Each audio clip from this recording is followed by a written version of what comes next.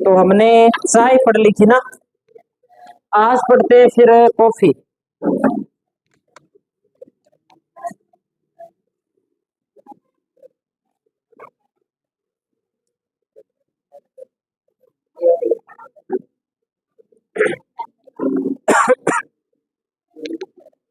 लिखो कॉफी।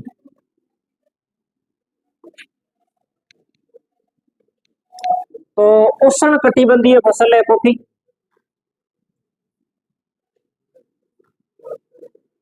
उष्ण कटिबंधीय फसल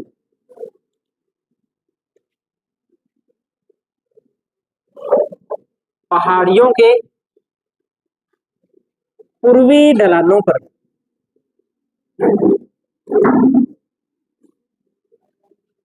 कॉफी की कृषि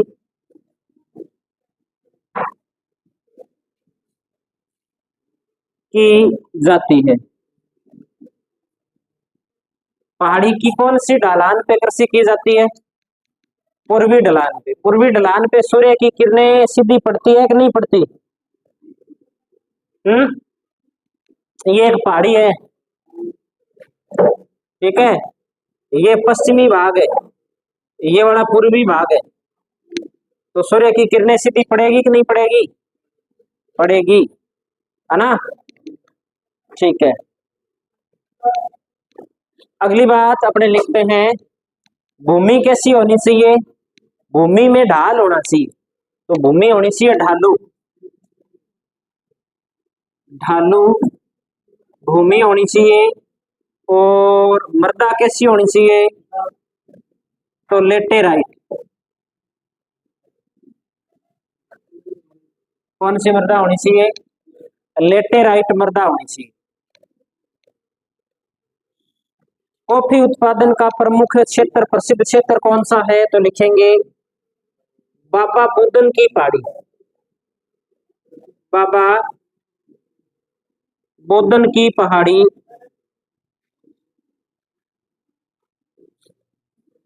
कॉफी उत्पादन हेतु, कॉफी उत्पादन हेतु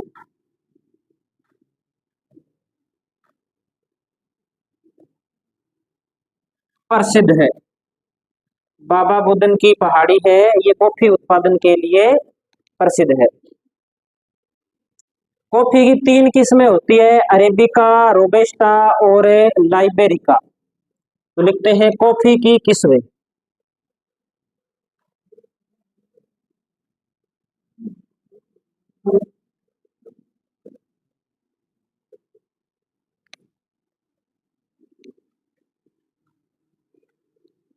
अरेबिका,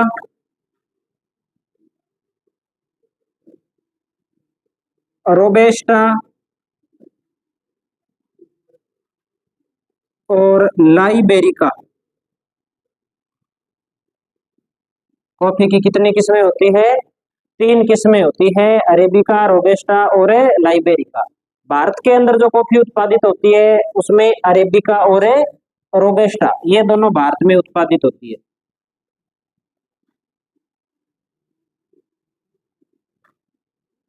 अरेबिका और रोबेस्टा। अरेबिका लगभग 60% और रोबेस्टा लगभग 40%। ज्यादा मात्रा के अंदर भारत में कौन सी कॉफी का उत्पादन होता है? तो अरेबिका का उत्पादन होता है।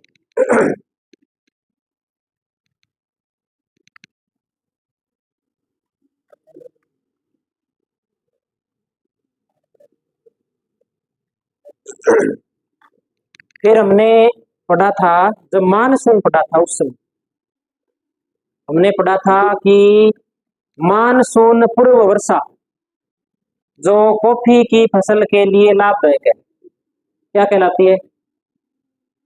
बताओ। हाँ, मानसून पूर्व वर्षा जो कॉफी की फसल के लिए लाभदायक है। और एक नहीं, चार चार बार बताइए ये बात। अभी भी अगर याद नहीं हुई तो फिर याद होगी नहीं। छोड़ दो फिर पढ़ाई, संन्यास ले लो पढ़ाई से। कौन सी वर्षा? फूलों की बौछार या चेरी ब्लॉसम। तो लिख दीजिए मानसून वर्षा या मानसून पूर्व वर्षा जिसे फूलों की बौछार या जिसे क्या कहा जाता है, चेरी ब्लॉसम।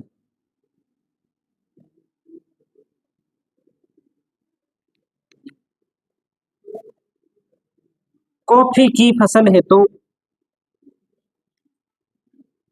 कॉफी की फसल हेतु लाभदायक है। कॉफी की फसल हेतु लाभदायक है। ठीक है, एक ये बात हमें याद रखनी।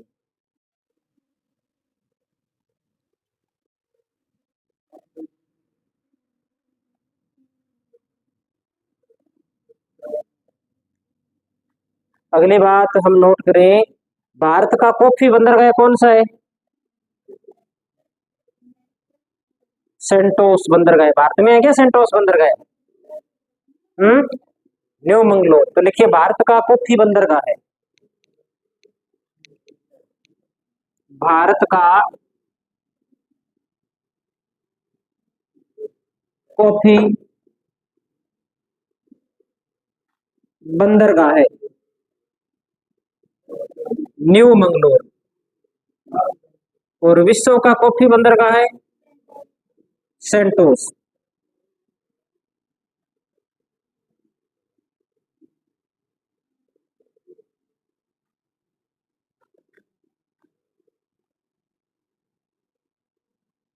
विश्व का कॉफी बंदरगाह है सेंटोस। विश्व में सर्वाधिक कॉफी उत्पादित करता है ब्राजील। और भारत के अगर स्थान की बात करें तो भारत का स्थान है 8वां। लिखिए कॉफी उत्पादन में भारत का स्थान, कॉफी उत्पादन में भारत का स्थान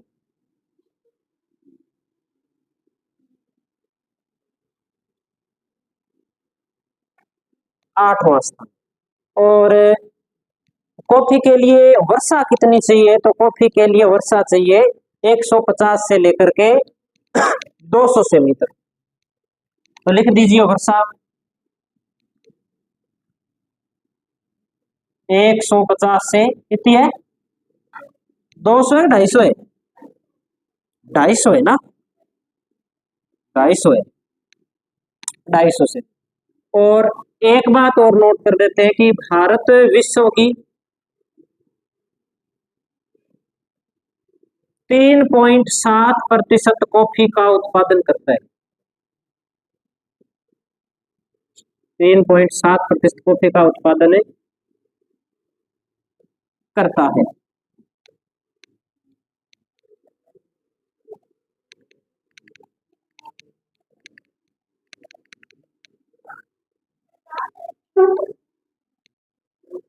क्या चीज है?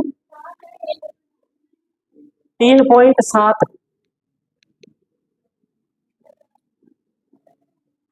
कहाँ लिखा है 17?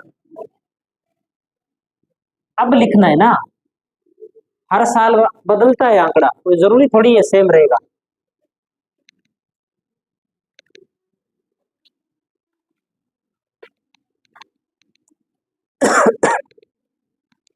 अगली बात करते हैं इसके बाद, कॉफी उत्पादक राज्य। कॉफी उत्पादक राज्य,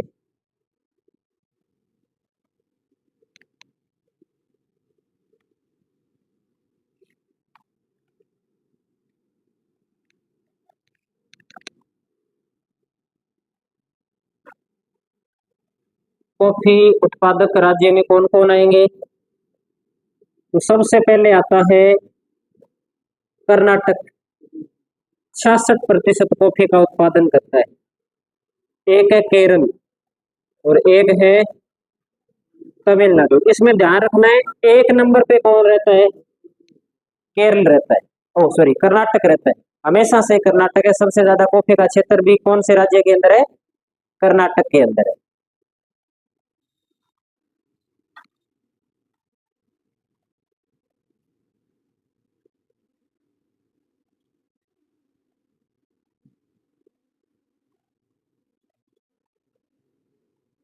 इसके बाद में अगली फसल पढ़ते हैं जूट।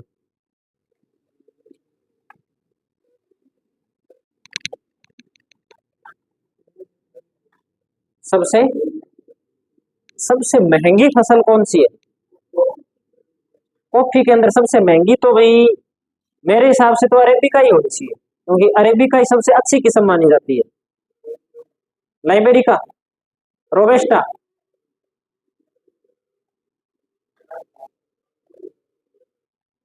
नाम क्या है?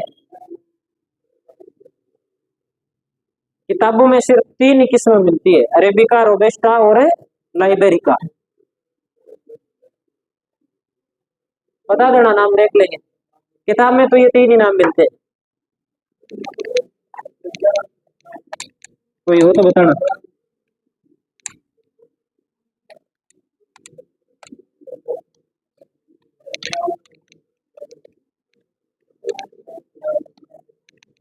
अगली फसल जूट फसल पढ़ते हैं अपने। उस क्लास में ना मार्कर पड़ा एक लेके आना।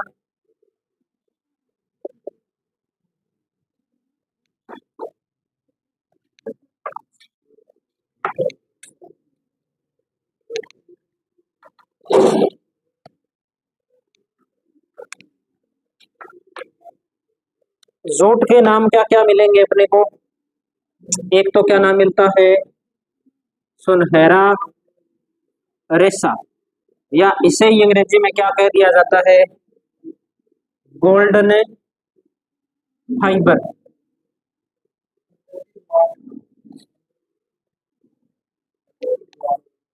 कोई अब कोई हाइब्रिड कोई बना दी होगी, बाकी तीन ही नाम मिलते हैं।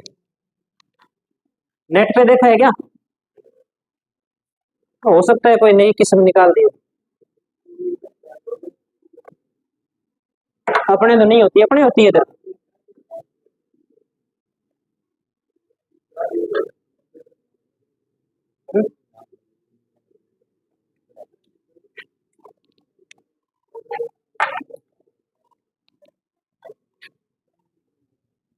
नाम है सुनहरा रेशा या गोल्डन फाइबर। वो वैसे होगी जैसे अपने क्या होता है, अपने कोई सामान लेके आते हैं ना, जैसे सरसों का बीज लेके आते हैं, सबसे बढ़िया सरसों कौन सी मानते हैं? फाइनल। कितने रुपए किलो है? 900 रुपए किलो, 950, 1000 रुपए किलो। क्विंटल कितने रुपए हो गई? लाख रुपए क्विंटल, 90,000 रुपए क्विंटल। उस प्रकार से बेचते होंगे। बाकी कॉफी की किस्में तीन ही है भारत के अंदर, तीन ही किस्में। लेकिन कीमत कब बढ़ जाती है? जब फैक्ट्री के अंदर जाती है, वहां से तैयार होके बाजार में आती है ना, तब अलग अलग नाम से, अलग अलग नाम की कंपनी से बेचते हैं, तब उसका रेट ज्यादा हो सकता है।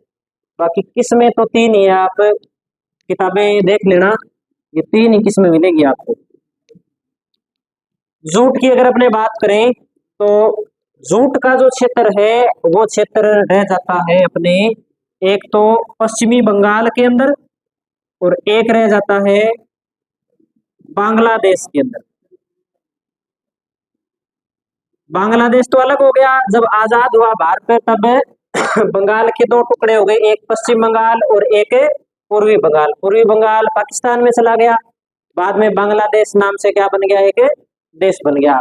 उस समय क्या है, भारत के अंदर जूट का क्षेत्र बहुत कम रह गया था, लेकिन बाद में धीरे धीरे जूट के क्षेत्र का पुनः विकास किया गया। पश्चिम बंगाल के अंदर, बिहार के अंदर, पूर्वी उत्तर प्रदेश के अंदर, उड़ीसा के अंदर, झारखंड के अंदर, असम के अंदर इसका क्षेत्र बढ़ाया गया। अब वर्तमान के अंदर भारत का जूट का सामान बेचने के अंदर और जूट का सामान बनाने के अंदर पहला स्थान है विश्व के अंदर। ठीक है, तो लिखते हैं हम इसमें, लिखिए विभाजन के समय, विभाजन के समय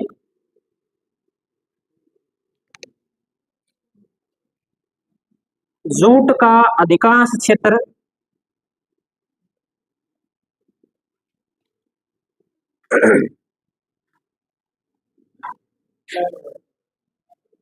विभाजन के समय जूट का अधिकांश क्षेत्र पूर्वी पाकिस्तान, ब्रैकेट में अपने वर्तमान नाम है बांग्लादेश, में चला गया, बांग्लादेश में चला गया। वर्तमान के अंदर अपने बात करें तो जो पश्चिम बंगाल है वो भारत के कुल जूट उत्पादन का 90% भाग उत्पादित करता है। तो लिख सकते हैं वर्तमान में पश्चिमी बंगाल भारत की कुल जूट उत्पादन का 90% भाग उत्पादित करता है। 90% भाग उत्पादित करता है। प्रमुख जूट उत्पादक राज्य तो लिख दीजिए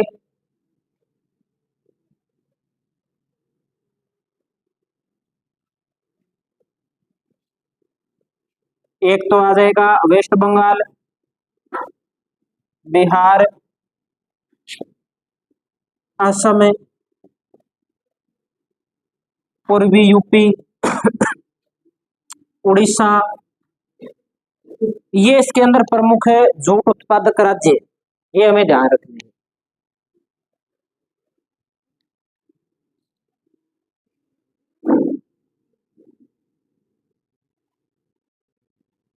अगली बात हम नोट करते हैं, भारत विश्व का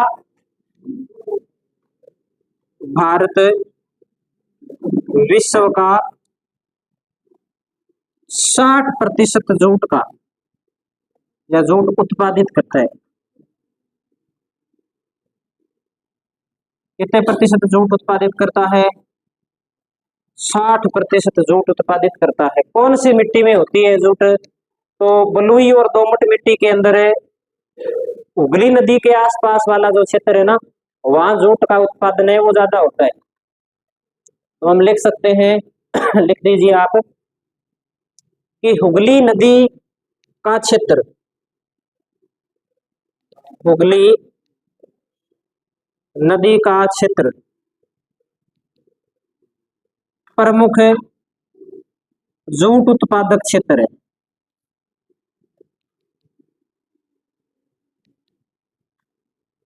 60-65 किलोमीटर लंबी पट्टी के अंदर जूट का क्षेत्र है वो फैला हुआ है और भारत के कुल बोए गए क्षेत्र के 0.5% भाग पर जूट की खेती है वो की जाती है। लिख सकते हैं, यहां लिख देते हैं भारत के कुल शस्य क्षेत्र के या कुल बोए गए क्षेत्र के 0.5% भाग पर जूट की खेती की जाती है।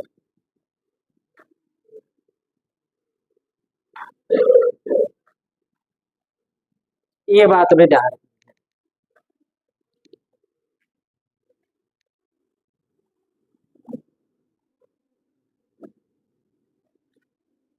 ये अपने जूट कंप्लीट हो गया। अब जूट के बाद में हम पढ़ लेते हैं गन्ना।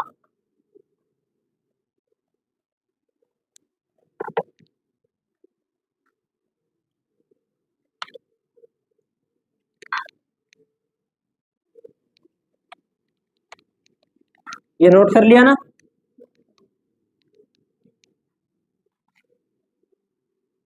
आप लोगों का पता ही नहीं चलता, यस सर कहते हैं, नो सर कहते हैं।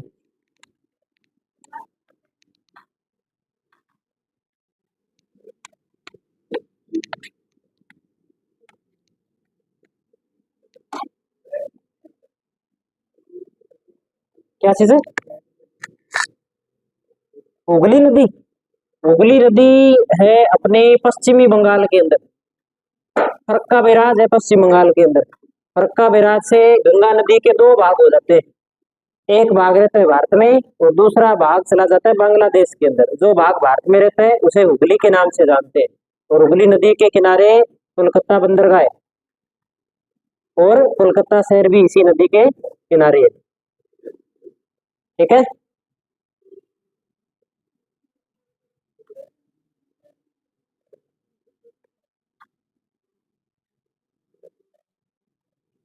गन्ना उष्ण एवं उपोष्ण कटिबंधीय फसल है। उष्ण एवं उपोष्ण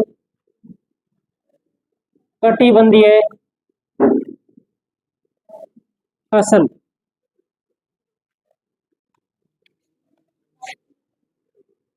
हुगली नदी भारत की सबसे दूषित नदी की श्रेणी में आ जाती है, कई बार रहते हैं, क्योंकि इसके सारे किनारे कारखाने ज्यादा लगे हुए हैं। कारखानों का सारा जो कचरा है ना, वो इस नदी के अंदर आता है, जिसमें जूट के कारखाने सबसे ज्यादा है। क्योंकि जूट से सामान बनाने के लिए जो पहली प्राथमिकता रहती है ना, वो प्राथमिकता रहती है जूट उद्योग के लिए स्वच्छ जल की आवश्यकता होती है। जूट को भिगो के रखते हैं, उसके बाद में उससे सामान बनाते हैं। राजस्थान की लीलड़ी क्या? अच्छा, राजस्थान के अंदर हमें ऐसे नहीं बोल सकते। राजस्थान के अंदर ऐसे है कि राजस्थान में हर बार बदलती रहती है।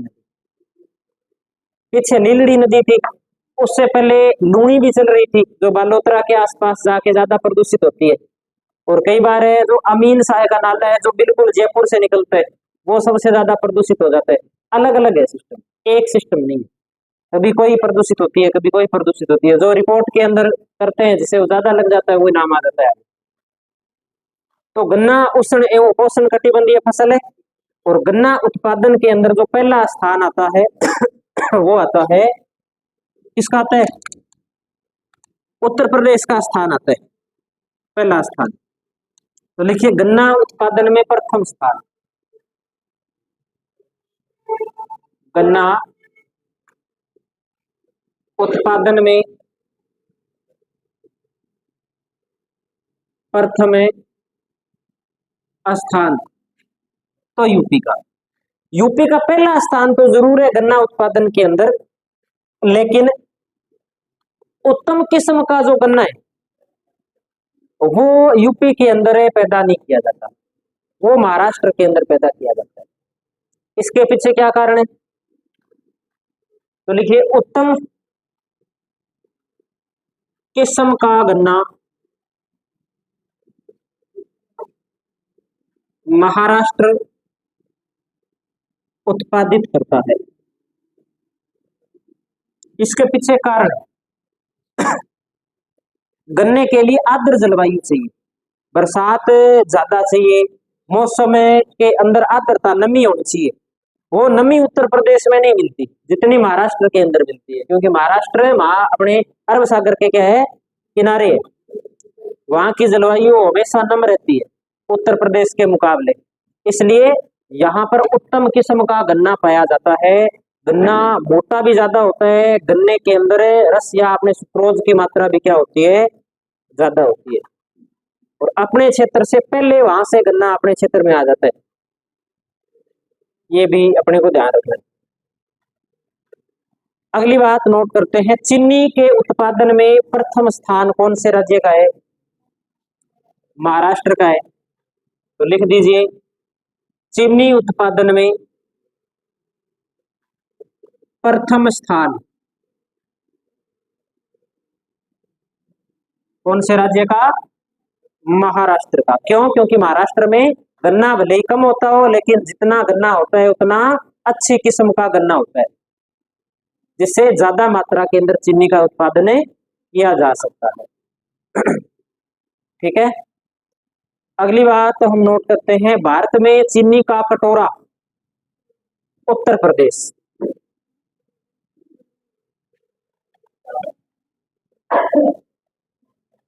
भारत में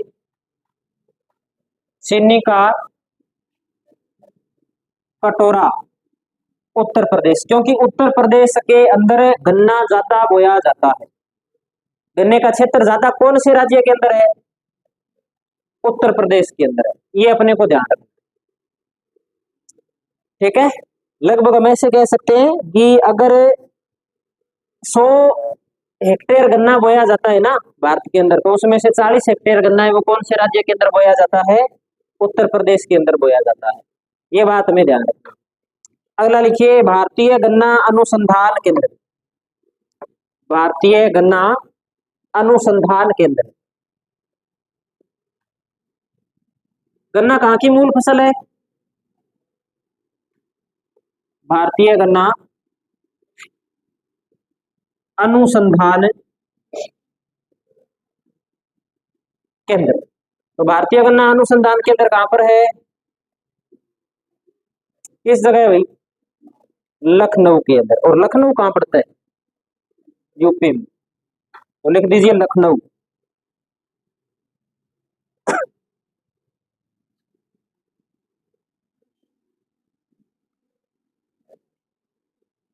लखनऊ किसकी राजधानी है?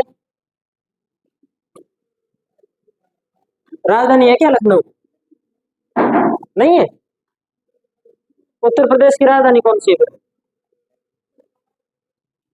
उत्तर प्रदेश की राजधानी भोपाल है। तो मध्य प्रदेश की राजधानी क्या है? ऐसे कैसे है फिर? उत्तर प्रदेश की भी भोपाल और मध्य प्रदेश की भी भोपाल, कब से हो गई? लखनऊ किसकी राजधानी है? यूपी की राजधानी। भूल जाते हो चलते चलते ही। लिखो वर्षा। वर्षा चाहिए 75 से 100 सेमी।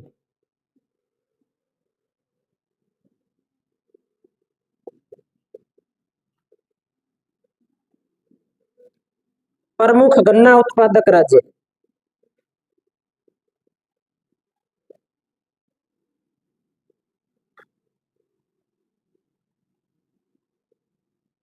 प्रमुख गन्ना उत्पादक राज्य तो उत्तर प्रदेश, महाराष्ट्र, गुजरात,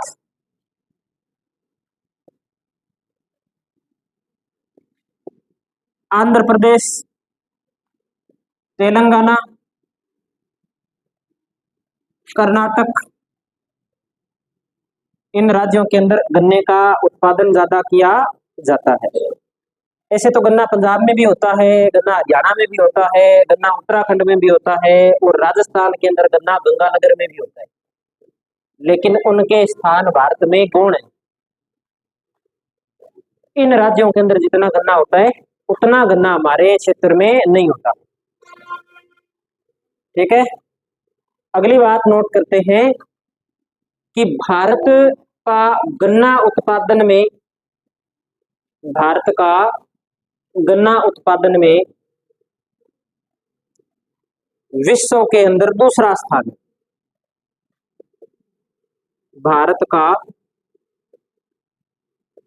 गन्ना उत्पादन में विश्व में स्थान, तो स्थान है दूसरा। लगभग भारत विश्व का 19% गन्ने का क्या करता है? उत्पादन करता है। सबसे ज्यादा गन्ने का उत्पादन और गन्ने से चीनी का उत्पादन कौन करता है? तो ब्राजील करता है। सबसे ज्यादा कौन करता है? ब्राजील। हम 2 नंबर पे, लेकिन हम हमारे वाली चीनी तो सारी खा जाते हैं और ब्राजील से चीनी और मंगाते हैं। यानी कि दूसरा स्थान होने के बावजूद भी चीनी क्या पड़ जाती है? कम पड़ जाती है। यही कारण है कि भारत के अंदर सबसे ज्यादा, विश्व के अंदर देखे ना तो शुगर सबसे ज्यादा भारत में मिलती है लोगों को, क्योंकि हम दूसरे देशों की चीनी और खा गए। तो ये बात भी हमें याद रखनी है। अब लिखते हैं हमें राष्ट्रीय गन्ना प्रजनन संस्थान। राष्ट्रीय गन्ना प्रजनन संस्थान ये है कोयम्बटूर के अंदर। राष्ट्रीय गन्ना प्रजनन संस्थान कोयम्बटूर। कोयम्बटूर कहाँ है?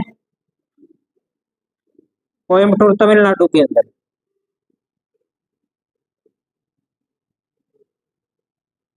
ये हो गया गन्ना कंप्लीट। गन्ने के बाद में पढ़ते हैं रबर। रबर पढ़ लिया था या पहले? नहीं पढ़ा तो लिखो रबर।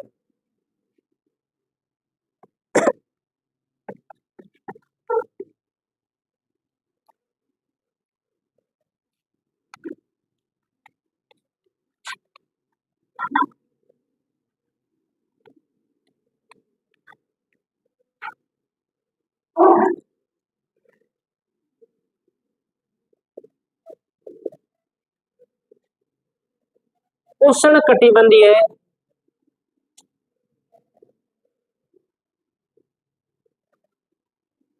वृक्ष है ये, या वन है, या उष्ण कटिबंधीय वनों का पौधा है।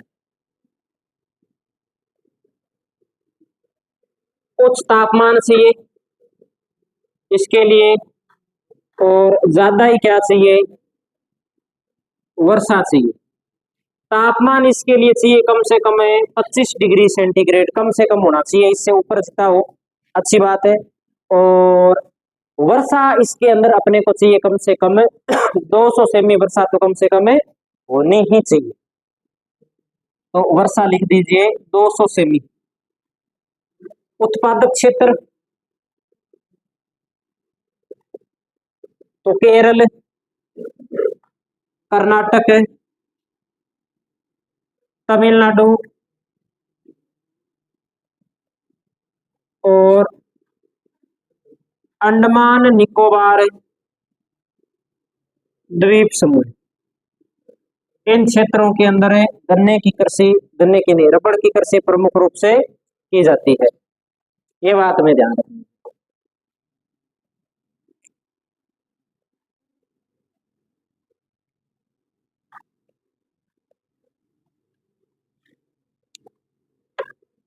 मसाले सबसे ज्यादा कौन से राज्य में होते हैं? केरल में। तो लिख दीजिए मसाले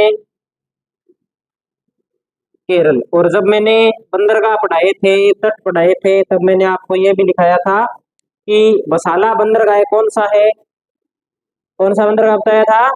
कोच्चि बंदरगाह है। और कोच्चि बंदरगाह को अरब व्यापारियों ने अरब सागर का मोती कहा था। इसे कोच्चि बंदरगाह है। तो ये बात मैं लिखा चुका हूं, आपको याद रखनी है। अब कुछ और फसलों की बात कर लेते हैं अपने।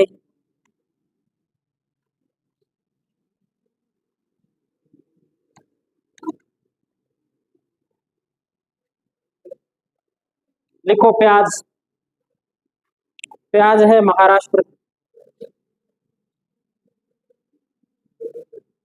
महाराष्ट्र के अंदर एक स्थान पड़ता है नासिक। ये प्याज उत्पादन के लिए प्रसिद्ध माना जाता है। तंबाकू सबसे ज्यादा होता है आंध्र प्रदेश के अंदर।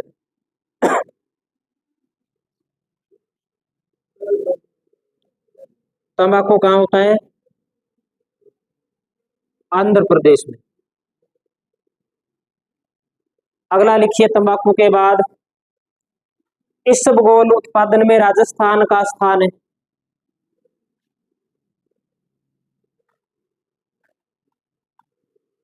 और राजस्थान में इसबगोल सबसे ज्यादा कहाँ होता है? तो बाड़मेर, जालौर, जैसलमेर में। ठीक है। इसबगोल के बाद में लिखिए ज्वार। ज्वार दोनों ही प्रकार का भोजन है। ज्वार खाने में भी काम आती है और पशुओं के चारे के रूप में भी काम आती है। तो इसमें एक नंबर पे आता है महाराष्ट्र। ज्वार में महाराष्ट्र। नारियल के अंदर, नारियल उत्पादन में है केरल और तमिलनाडु।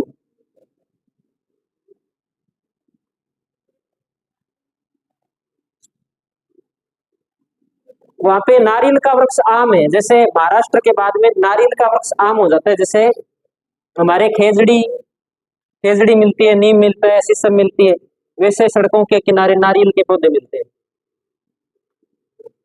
और नारियल के पौधे खूब ऊंचे ऊंचे होते हैं। बाई चांस नारियल के पौधे के नीचे खड़े हो और ऊपर से नारियल गिर जाए, तो एक साथ हो सकता है दो नारियल बदल जाए। एक तो जो ऊपर से गिरा है वो, और दूसरा ये, है ना? खूब नारियल लगते हैं, खूब। और नारियल वहां पे सस्ते भी है। अपने तो यहाँ पे बहुत महंगे देते हैं, कई बार 100 रुपए का एक नारियल देते हैं। जो पीने वाला पानी वाला नारियल होता है ना, वो 100 रुपए का, 80 रुपए का। वहां 20 रुपए का, 15 रुपए का, 10 रुपए का नारियल की दिखता है वो। आगे लिखो इसके बाद अफीम। अफीम, अफीम कहाँ होती है अभी बताओ? राजस्थान में कहाँ होती है अफीम सबसे ज्यादा? चित्तौड़गढ़ के अंदर, है ना। यहाँ लिख दीजिए अफीम मध्य प्रदेश। मध्य प्रदेश के बाद में जो नंबर आता है वो राजस्थान का आता है।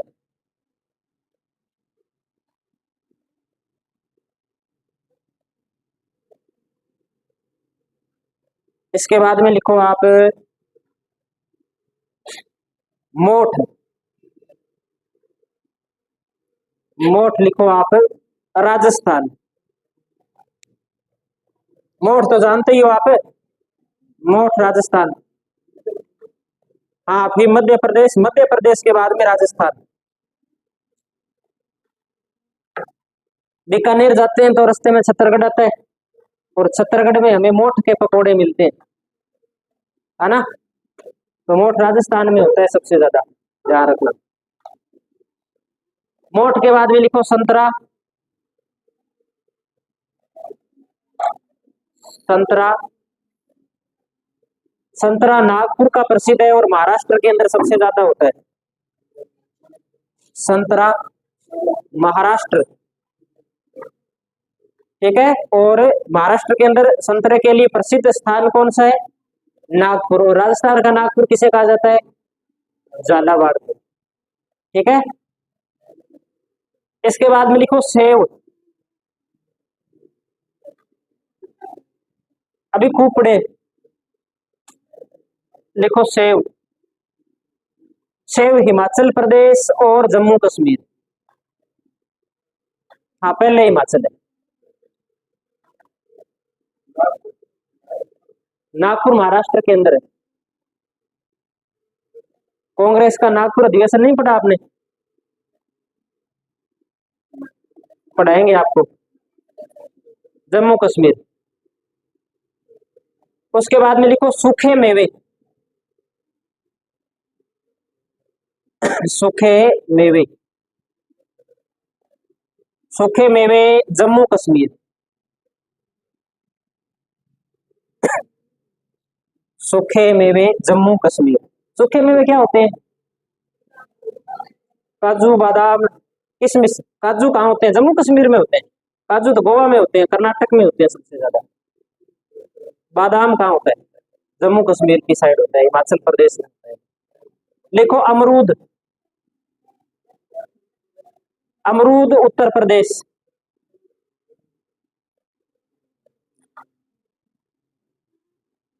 ठीक है। और इसके बाद में लिख दीजिए फल व सब्जी उत्पादन में, फल व सब्जी उत्पादन में, फल व सब्जी उत्पादन में भारत का स्थान, फल व सब्जी उत्पादन में भारत का स्थान है तो दूसरा स्थान, ठीक है। पहला चीन का है। हाँ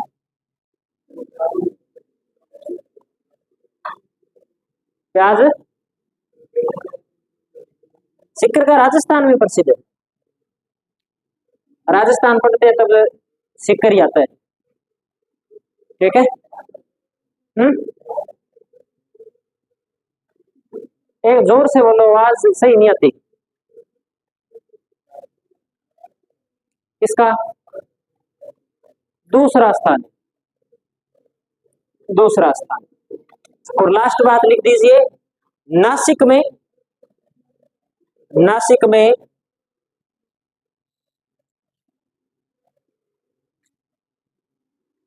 अंगूर से शराब बनाने का,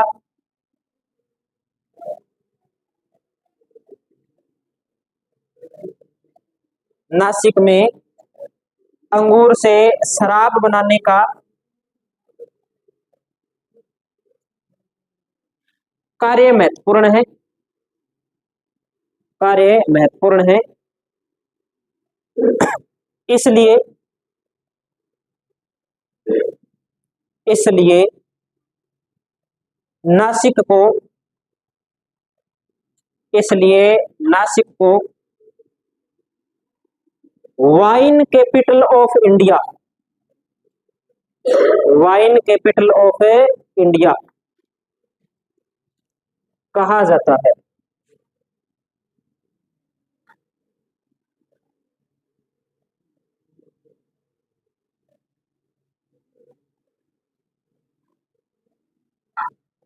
कहा जाता है।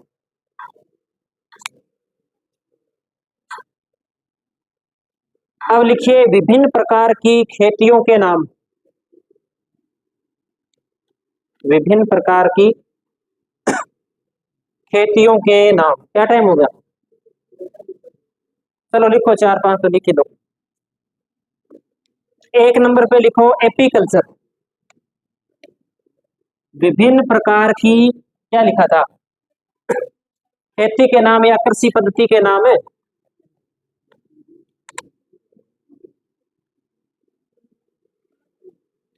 भारत में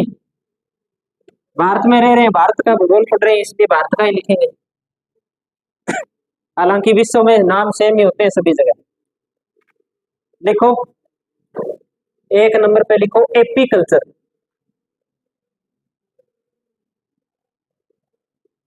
एपीकल्चर क्या होता है? मधुमक्खी पालन। एपीकल्चर मधुमक्खी पालन। 2 नंबर पे लिखो पिस्सीकल्चर।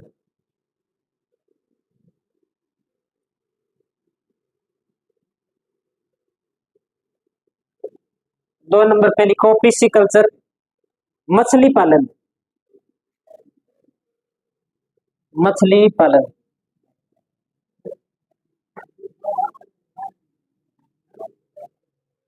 तीसरा लिखो सेरीकल्चर।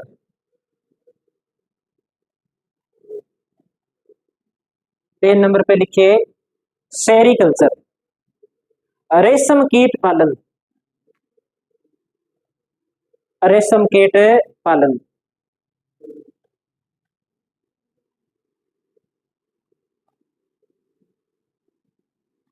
ये तो नाम है, ये नाम याद करने पड़ेंगे, इसमें कोई ज्यादा समझने वाला है नहीं। अगला लिखो विटीकल्चर। विटीकल्चर अंगूर उत्पादन। अंगूर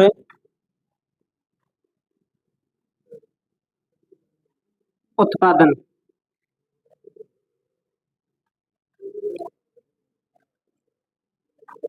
अगला लिखो विटीकल्चर के बाद में लिखो आप वर्मी कल्चर केंचुआ उत्पादन।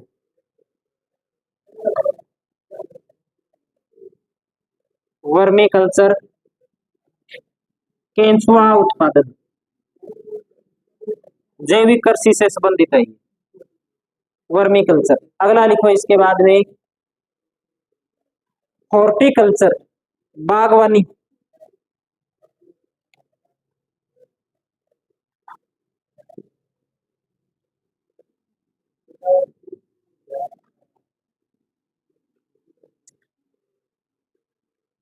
बागवानी हॉर्टिकल्चर। हॉर्टिकल्चर के बाद आप लिखो ओलेरिकल्चर सब्जी उत्पादन। व्यवसायिक स्तर पे क्या करना? सब्जी उत्पादन। ओलेरिकल्चर।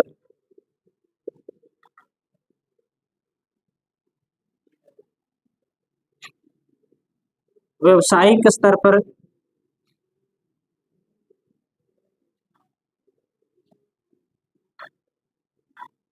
सब्जी उत्पादन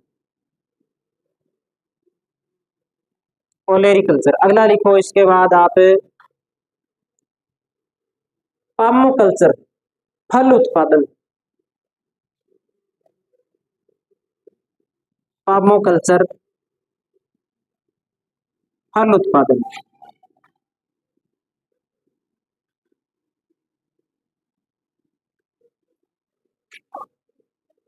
अगला नोट करो इसके बाद आप सिल्वीकल्चर।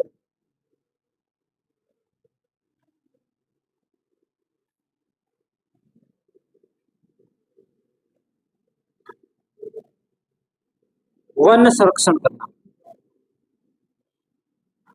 वन संरक्षण है तो जो कार्य किया जाता है वो इसके अंदर आता है। अगला नोट कीजिए आप मेरीकल्चर। मेरीकल्चर समुद्री जीवों का उत्पादन। मछली के अलावा भी और जीव होते हैं ना, उनका उत्पादन। ये इतने अपने नोट कर लेते हैं।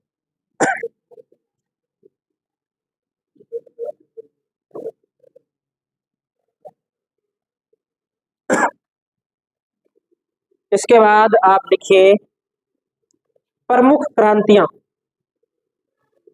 वो अपने फिर अगली क्लास में करेंगे, अभी काफी रह गया मैटर।